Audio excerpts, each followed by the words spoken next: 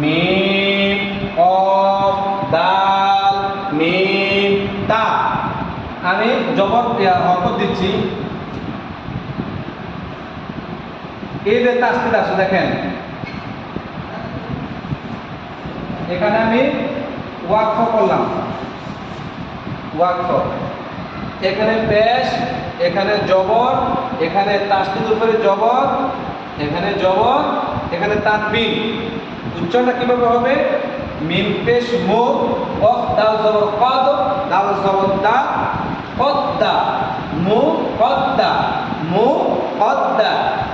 এই যে তাসদিদকে এই জবর দিয়ে পড়তে হয়েছে, এই জবর দিয়া এই দালকে পড়লাম, কফ দাল জবর কদ, দাল জবর দা, কদ্দা, মিম জবর মা, তাল দি পেশ তুন, মাতুন, মুকদ্দা মাতুন, মুকদ্দা